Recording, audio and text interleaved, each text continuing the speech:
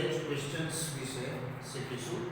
WH questions એ ધોરણ 11 commerce, arts અને 12 commerce 12 આર્ટ્સની અંદર સેક્શન A માં પૂછાય ઓબ્જેક્ટિવમાં, અને 12 સાયન્સ અને 11 સાયન્સની અંદર પાર્ટ A ના ઓબ્જેક્ટિવ પાર્ટની અંદર આ પ્રશ્ન 3 માર્ક્સનો પૂછાય.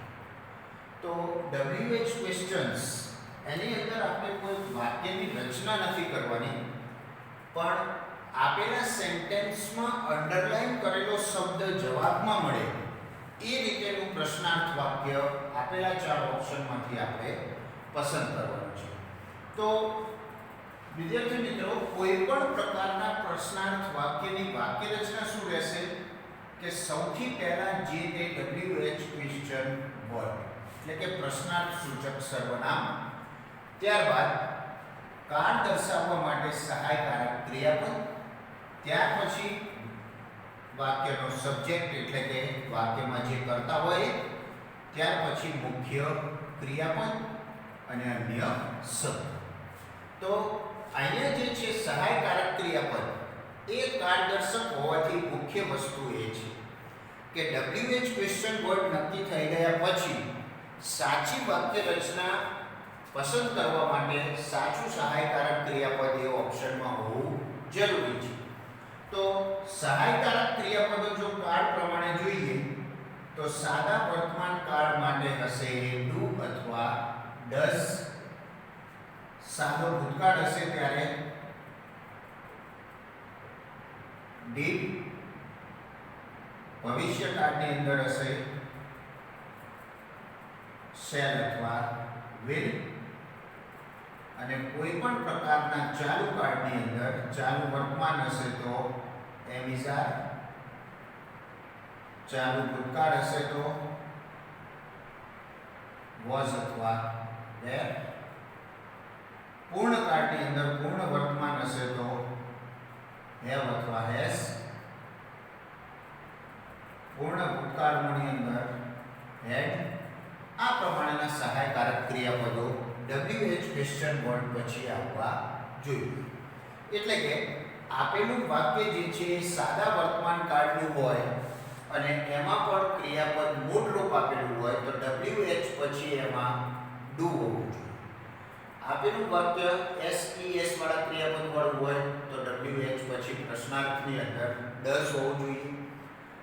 સાદા ભૂતકાળનું કોઈ પણ વાક્ય હોય ને એનું પ્રશ્નાર્થ વાક્ય આપણે પસંદ કરતા હોય તો WH પછી ડીડ હોવું જોઈએ. ભવિષ્યકાળનું કોઈ વાક્ય હોય તો શેલ અથવા વિલ હોવું જોઈએ. એ જ રીતે ચાલુ કાળની અંદર ચાલુ વર્તમાન કાળ પ્રેઝન્ટ કન્ટિન્યુઅસ ટેન્સમાં WH પછી એમ ઇઝ કે આર હોવું જોઈએ. કન્ટિન્યુઅસ પાસ્ટ ટેન્સ ચાલુ ભૂતકાળની અંદર WH પછી વોઝ અથવા વેર હોવું જોઈએ. પરફેક્ટ પ્રેઝન્ટ ટેન્સ પૂર્ણ વર્તમાન કાળની અંદર હેવ અથવા હેઝ, અને પરફેક્ટ પાસ્ટ ટેન્સ પૂર્ણ ભૂતકાળની અંદર હેડ હોવું જોઈએ. તો જે મુજબનો કાળ હશે વાક્યનો એ મુજબનું સહાયકારક ક્રિયાપદ એટલે કે do, does, did, shall, will, am is are, was, were, have, has અથવા તો હેડ, આમાંથી જે કાળ મુજબ લાગુ પડતું હોય એ સહાયકારક ક્રિયાપદ અહીંયા રહેશે. તો કોઈ પણ અંડરલાઈન કરેલા શબ્દ માટે યોગ્ય પ્રશ્નાર્થ વાક્યને સિલેક્ટ કરવા માટે જવાબમાં સૌથી અગત્યની બાબત જે છે એ અંડરલાઈન કરેલો શબ્દ વાક્યની અંદર કયા હેતુથી વપરાયેલ છે સૌથી પહેલા એ નક્કી કરવું જરૂરી છે. એ નક્કી થઈ ગયા પછી એના માટેનો ક્વેશ્ચન વર્ડ કયો આવશે એ ઈઝીલી આપણે નક્કી કરી શકીએ, અને ક્વેશ્ચન વર્ડ નક્કી થઈ ગયા પછી મોટે ભાગે જવાબ આપણને મળી જતો હોય છે. તો અહીંયા આપણે એક લિસ્ટ છે બોર્ડ પર, એને જુઓ. WH ક્વેશ્ચન વર્ડ્સ એટલે કે પ્રશ્નાર્થ સૂચક સર્વનામોનું. તો એની અંદર નંબર 1 છે હુ. હુ એટલે કોણ. હુનો ઉપયોગ ત્યારે થાય પ્રશ્નાર્થ વાક્યમાં કે જ્યારે સબ્જેક્ટ શું છે, કર્તા વાક્યમાં કોણ છે એના વિશે જાણકારી મેળવવી હોય ત્યારે પ્રશ્નાર્થ વાક્ય હુથી શરૂ થતું હોય. એ મોટે ભાગે સજીવ એટલે કે વ્યક્તિ જ્યારે ક્રિયાનો કરનાર હોય ત્યારે એ પ્રશ્નાર્થ સૂચક સર્વનામ તરીકે વપરાય. એટલે કે વાક્યમાં આપેલું કોઈ વ્યક્તિનું નામ અથવા તો એના માટે વપરાયેલ કર્તા વિભક્તિનું સર્વનામ એટલે કે આઈ વી યુ તે ઈ સી અથવા તો આમાંથી કોઈ વપરાયેલું હોય અને એ અંડરલાઈન કરેલું હોય તો એના માટે પ્રશ્નાર્થ સૂચક શબ્દ બનશે who. ત્યારબાદનું છે whom એટલે કોને. તો વ્યક્તિ જ્યારે કર્મ તરીકે એટલે કે કોઈ વ્યક્તિને ધ્યાનમાં રાખીને ક્રિયા કરવામાં આવેલી હોય અને એ જ શબ્દ તેના માટે વપરાયેલું સર્વનામ જ્યારે અંડરલાઈનમાં હોય તો એના માટે પ્રશ્નાર્થ સૂચક સર્વનામ બનશે whom, whose કોનું, કોની કે કોનું એમ વ્યક્તિનું નામ અથવા તો એના માટેનું સર્વનામ સંબંધ દર્શાવવા માટે વપરાયેલું હોય અને એ જ અંડરલાઈનમાં આપેલું હોય ત્યારે એના માટેનું પ્રશ્નાર્થ વાક્ય શરૂ થશે whose થી. ત્યાર પછી છે which કયો, કયું કે કઈ. સામાન્ય રીતે જ્યારે નાન્યતર જાતિ એટલે કે નિર્જીવ નામ જે છે એ કર્તા તરીકે આપેલા હોય ત્યારે એને કર્તા વિભક્તિ નિર્જીવમાં દર્શાવવા માટે whichનો ઉપયોગ થાય. આ સિવાય જ્યારે કયો, કયું કે કઈ એમ પસંદગીનો સંદર્ભ દર્શાવવો હોય એ વખતે આપણે પ્રશ્નાર્થ વાક્યમાં whichનો ઉપયોગ કરીએ છીએ. ત્યાર પછી છે what એટલે શું. તો whatનો ઉપયોગ બે બાબતો માટે થાય છે પ્રશ્નાર્થ વાક્યમાં એટલે કે જ્યારે વાક્યમાં ક્રિયા કરનારે શું કાર્ય કર્યું એટલે કે વાક્યમાં કર્મ શું છે એ કર્મ જ્યારે અંડરલાઈનમાં હોય તો એના માટે પ્રશ્નાર્થ સૂચક શબ્દ વપરાશે what. આ સિવાય કોઈ વ્યક્તિનો શું વ્યવસાય છે અથવા તો વ્યક્તિ શું કામ કરે છે એ જ્યારે પૂછવું હોય ત્યારે પણ whatનો ઉપયોગ થાય છે. when એટલે કે ક્યારે, સમયના અર્થમાં એટલે કે જ્યારે કોઈ બાબતનો સમય જાણવો હોય એ વખતે આપણે when થી પ્રશ્નાર્થ વાક્યની શરૂઆત કરીએ છીએ. since when એટલે ક્યારથી, કોઈ ચોક્કસ સમયથી એમ. એવું જ્યારે આપણે પોઈન્ટ ઓફ ટાઈમ જેને કહી શકાય કે પોઈન્ટ ઓફ ટાઈમ વિશે જ્યારે જાણવું હોય એ વખતે આપણે since when થી પ્રશ્નાર્થ વાક્યની શરૂઆત કરીએ છીએ. તો when અને since when આ બંનેમાં ખાસ વસ્તુ યાદ રાખવાની કે ફક્ત સમય આપેલો છે તો એના માટે when. પણ જ્યારે સમયની આગળ વાક્યની અંદર since આપેલું હોય અને એ અંડરલાઈન હોય ત્યારે since when નો ઉપયોગ કરો. ત્યાર પછી છે how long કેટલા સમયથી. તો how long નો ઉપયોગ જ્યારે સમયનો લાંબો ગાળો દર્શાવેલો હોય એના વિશે પૂછવું હોય એ વખતે આપણે how long નો ઉપયોગ કરીએ છીએ પ્રશ્નાર્થ વાક્યમાં. ડ્યુરેશન ઓફ ટાઈમ જેને કહી શકાય. ત્યાર પછી છે why હંમેશા કારણ જાણવા માટે. કોઈ ક્રિયા કયા કારણથી કરવામાં આવી એ ક્રિયાનું કારણ જ્યારે આપણે જાણવું હોય તો એના માટે પ્રશ્નાર્થ વાક્યમાં આપણે ઉપયોગમાં લઈએ છીએ why. નેક્સ્ટ ઇઝ where એટલે ક્યાં. તો ક્યાંનો જવાબ હંમેશા સ્થળ હોય. તો જ્યારે પણ કોઈ સ્થળ વિશે પૂછપરછ કરવી હોય ત્યારે પ્રશ્નાર્થ વાક્યની શરૂઆત where થી કરીએ છીએ. ત્યાર પછી how કેવી રીતે. મેનર જેને કહી શકાય કે કોઈ ક્રિયા કેવી રીતે કરવામાં આવે છે અથવા તો ક્રિયા કઈ પદ્ધતિથી કે કઈ રીતથી થઈ રહી છે એવું જ્યારે આપણે પૂછવું હોય કે જાણવું હોય ત્યારે how નો ઉપયોગ કરીએ છીએ. મોટે ભાગે આના માટે એડવર્બ જ્યારે અંડરલાઈનમાં આપેલા હોય ક્રિયા વિશેષણો ત્યારે how થી પ્રશ્નાર્થ વાક્ય બને છે. how many કેટલા કે કેટલી. કોઈ પણ વસ્તુની સંખ્યા એટલે કે જેને આંકડામાં ગણી શકાતી હોય એવી સંખ્યા વિશે જ્યારે જાણવું હોય ત્યારે how many. how much કેટલું. કોઈ પણ પદાર્થનો જથ્થો કેટલો છે. સંખ્યા નહીં પણ જથ્થો એ જથ્થા વિશે જ્યારે પ્રશ્ન કરવો હોય ત્યારે how much થી પ્રશ્નાર્થ વાક્ય શરૂ થશે. how far અંતર વિશે જાણવા માટે કોઈ એક સ્થળથી બીજું સ્થળ કેટલું દૂર છે એવું જ્યારે જાણવું હોય તો પ્રશ્નાર્થ વાક્યની અંદર how far નો ઉપયોગ થાય. હાઉ ઓફન કેટલી વાર, ફ્રીક્વન્સી ઓફ એન એક્શન એટલે કે કોઈ ક્રિયા કેટલી વખત થઈ રહી છે. સામાન્ય રીતે ફોર એક્ઝામ્પલ કહીએ કોઈ ક્રિયા દરરોજ થતી હોય તો એવરી ડે, ઓલવેઝ જેવા શબ્દોનો ઉપયોગ થાય. ક્યારેક થતી હોય તો સમટાઈમ્સ, ક્યારેક પણ ન થતી હોય તો નેવર, પ્રસંગોપાત થતી હોય તો ઓકેશનલી. તો જ્યારે આવા શબ્દો અંડરલાઇનમાં આપેલા હોય always, often, never, sometimes, occasionally, તો એવા શબ્દો માટે જ્યારે પ્રશ્નાર્થ વાક્યની જરૂર હોય તો એની શરૂઆત હાઉ ઓફન થી થશે. હાઉ ડીપ, કેટલું ઊંડું, કોઈ વસ્તુની ઊંડાઈ કેટલી છે એ જાણવા માટે પ્રશ્નાર્થ વાક્યની શરૂઆત હાઉ ડીપ થી થશે. હાઉ બિગ, કોઈ વસ્તુનો કેટલો મોટું છે અથવા તો એનું કદ કેટલું છે એવું જ્યારે જાણવું હોય ત્યારે હાઉ બિગ થી પ્રશ્નાર્થ વાક્યની શરૂઆત થશે. હાઉ ટોલ, કોઈ પણની ઊંચાઈ કેટલી છે એ જાણવા માટે હાઉ ટોલ એટલે કે કેટલું ઊંચું. હાઉ નિયર, કેટલું એક સ્થળ કે એક વ્યક્તિ કોઈ વસ્તુથી કે સ્થળથી કેટલી નજીક છે. તો એ અંતર જ્યારે નજીકના સંદર્ભમાં આપણે પૂછવું હોય ત્યારે પ્રશ્નાર્થ વાક્યની શરૂઆત હાઉ નિયરથી થશે. તો કોઈ પણ પ્રશ્નાર્થ વાક્ય તમે અંડરલાઈન કરેલા શબ્દ માટે સિલેક્ટ કરો છો ઓપ્શનમાંથી તો સૌથી અગત્યની બાબત છે કે અંડરલાઈન કરેલો શબ્દ કયા હેતુથી વપરાયેલ છે વાક્યમાં. એ હેતુ જાણ્યા પછી એના માટે કયું પ્રશ્નાર્થ સૂચક સર્વનામ એટલે કે WH ક્વેશ્ચન વર્ડ કયું આવશે એ નક્કી થઈ ગયા પછી આમ તો મોટે ભાગે સહાયકારક ક્રિયાપદોનું તો આપણને ખ્યાલ જ છે કાર્ડ મુજબ કયું આવશે.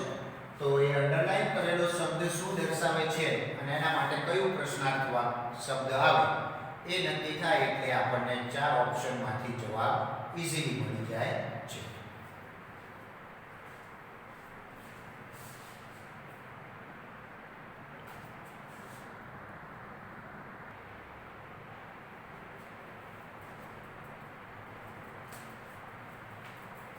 હેલો ફ્રેન્ડ્સ, આપણે આગળ જોઈ ગયા કે પ્રશ્નાર્થ વાક્યની વાક્યરચના શું રહેશે, ત્યાર પછી કયા પ્રકારના શબ્દો અંડરલાઇનમાં હોય તો એના માટે કયું WH ક્વેશ્ચન વર્ડ અથવા તો પ્રશ્નાર્થ સૂચક સર્વનામ વપરાશે એના વિશે આપણે શીખી ગયા. હવે જોઈએ એક્સરસાઇઝ, આના ક્વેશ્ચન્સ છે એ પરીક્ષાની અંદર કઈ પેટર્નમાં પૂછાય છે તો એને 5 ક્વેશ્ચન્સ આપણે જોઈ લઈએ. તો નંબર 1 છે my father gifted me a bike.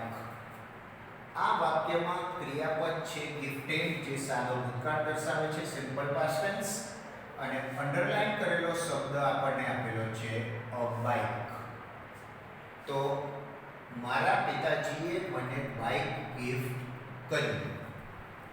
તો અંડરલાઇન કરેલો શબ્દ જે છે બાઇક એ શું છે કે વાક્યમાં એનું સ્થાન છે કર્મનું, અને કર્મ માટે હંમેશા નિર્જીવ હોય ત્યારે પ્રશ્નાર્થ સર્વનામ તરીકે વોટ નો ઉપયોગ થાય. તો આના માટે પ્રશ્નાર્થ વાક્ય વોટ થી શરૂ કરવું પડે. તો હવે આપેલા ઓપ્શનમાં વોટ કેટલા છે એ જોઈ લેવાનું આપણે. તો number 1 vote did my father gift me, when did my father gift me a bike, why should you know, ને what did my father gifted me. તો what થી શરૂ થતા હોય એવા બે ઓપ્શન છે, ઓપ્શન A અને ઓપ્શન D.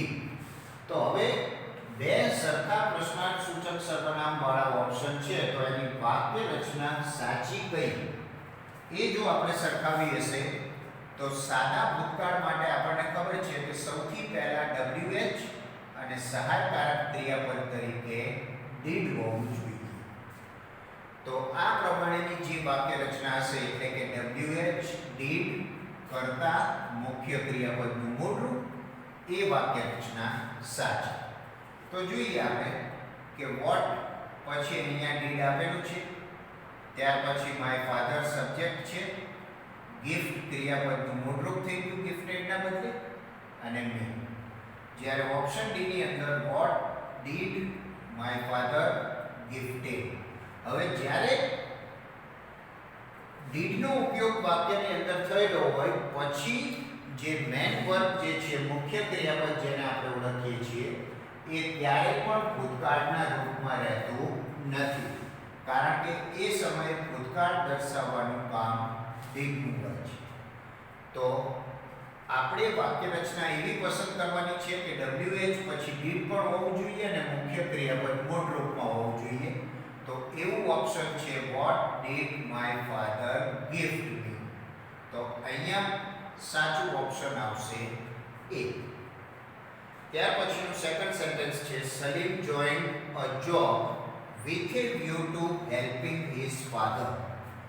અંડરલાઈન કરેલો શબ્દ જે છે વાક્યમાં એ છે with a view to helping his father. તેના પિતાને મદદરૂપ થવાના હેતુથી.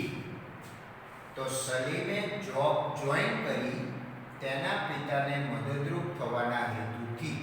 તો અહીંયા અંડરલાઈન કરેલો શબ્દ જે છે એ જોબ જોઈન કરવા પાછળનું કારણ છે. તો કારણ માટે આપણે જાણીએ છીએ કે હંમેશા why થી પ્રશ્નાર્થ વાક્ય શરૂ થશે. તો આપેલા ઓપ્શનમાં y એક જ છે તો એ જ જવાબ હોય. જ્યારે y વાળા બે ઓપ્શન આપેલા હોય તો જ વાક્ય રચના કાળ મુજબ સરખાવવી પડે. એક જ હોય તો સરખાવવાની કોઈ જરૂર રહેતી નથી. Next sentence is Gandhiji was Born in Porbandar. Underline કરેલો શબ્દ છે ઇન પોરબંદર, જે એક સ્થળ છે. તો જ્યારે પણ સ્થળ માટે આપણે પ્રશ્નસૂચક શબ્દ વાપરવો હશે તો એમાં where નો ઉપયોગ થશે. તો આપેલા ચાર ઓપ્શનમાં where એક જ છે તો એ જ જવાબ આવશે. Number 4 is Sumanbhai has joined BSNL in 1992. In 1992 1992 માં જે સમય દર્શાવે છે કે સુમનભાઈએ BSNL જોઈન કર્યું છે 1992 માં. તો એ સમયના અર્થમાં છે અંડરલાઈન કરેલો શબ્દ. તો સમય માટે આવશે when. તો આપેલામાં when ઓપ્શન 3 છે. when has Sumanbhai joined BSNL, when Sumanbhai joined BSNL, when Sumanbhai has joined BSNL. તો when વાળા એકથી વધુ ઓપ્શન હોવાથી વાક્ય રચના જો કાળ મુજબની આપણે સરખાઈએ તો આ વાક્ય છે has joined, has plus past participle. તો have has અને ભૂત કૃદંત એટલે પૂર્ણ વર્તમાન કાળ થયો. તો પૂર્ણ વર્તમાન કાળની અંદર WH પછી તરત જ જે આપેલું હોય have અથવા has જે હોય એ સબ્જેક્ટની આગળ આવી જશે. એટલે કે અહીંયા સહાયકારક ક્રિયાપદ તરીકે WH પછી has હોવું જોઈએ. તો when વાળા ત્રણેય ઓપ્શનમાં જોઈએ WH પછી has કયામાં છે તો એ એકમાં જ છે અને પહેલા નંબરમાં છે એમાં. તો જવાબ આવશે આપણો સાચું વાક્ય રહેશે when has Sumanbhai joined BSNL. કારણ કે અહીંયા વાક્યની શરૂઆત when થી તો થાય છે પણ કાળદર્શક સહાયકારક ક્રિયાપદ જે સુમનભાઈની આગળ હોવું જોઈએ has એ આમાં નથી એટલે એ ખોટા. Number 5 is Raghav met the principal to get admission. Raghav પ્રિન્સિપાલને મળ્યો એડમિશન મેળવવા માટે. તો મેટ એ મીટ ક્રિયાપદનું ભૂતકાળનું રૂપ છે જે વાક્ય દર્શાવે છે કે સાદા ભૂતકાળનું સિમ્પલ પાસ્ટ ટેન્સનું છે. હવે અંડરલાઈન કરેલો શબ્દ જે છે ધ પ્રિન્સિપાલ એ ક્રિયાપદની પછીનો છે એટલે કે કર્મના સ્થાનનો છે. તો પ્રિન્સિપાલ જે છે એ એક વ્યક્તિનો નિર્દેશ કરે છે અને એ પણ કર્મમાં છે. તો વ્યક્તિ જ્યારે કર્મ તરીકે હોય તો એના માટે હંમેશા પ્રશ્નાર્થ સૂચક સર્વનામ વપરાય whom. તો ધ પ્રિન્સિપલ માટે પ્રશ્નાર્થ વાક્ય આપણે સિલેક્ટ કરવું હોય તો whom થી શરૂ થતું હોવું જોઈએ. તો whom વાળા અહીંયા ઓપ્શન C અને D બે આપેલા છે. તો હવે કાળ મુજબ વાક્ય રચના સરખાઈએ તો વાક્ય સિમ્પલ પાસ્ટ ટેન્સ છે એટલે WH પછી તરત did આવતું હોવું જોઈએ. તો ઓપ્શન C માં whom પછી did આવે છે જ્યારે ઓપ્શન D માં whom પછી did આવતું નથી. તો આ પ્રશ્નાર્થ વાક્યની વાક્ય રચના ખોટી છે. તો આપણો સાચો જવાબ રહેશે whom did Raghav meet two gate admission. તો કોઈ પણ અંડરલાઈન કરેલા શબ્દ માટે જ્યારે પણ કોઈ પ્રશ્નાર્થ વાક્ય WH ક્વેશ્ચન ઓપ્શનમાંથી સિલેક્ટ કરવાનું હોય તો સૌથી પહેલા અંડરલાઈન કરેલો શબ્દ કયા હેતુથી કે શા માટે વપરાયેલ છે વાક્યમાં એનું શું કામ છે એ મુજબનો પ્રશ્નાર્થ સૂચક શબ્દ નક્કી કર્યા પછી ઓપ્શનમાં જુઓ એવા કેટલા છે. જો એક જ હોય તો એ જ જવાબ છે અને એકથી વધુ આપેલા હોય તો કાર મુજબ વાક્ય રચના સરખાવવી પડે.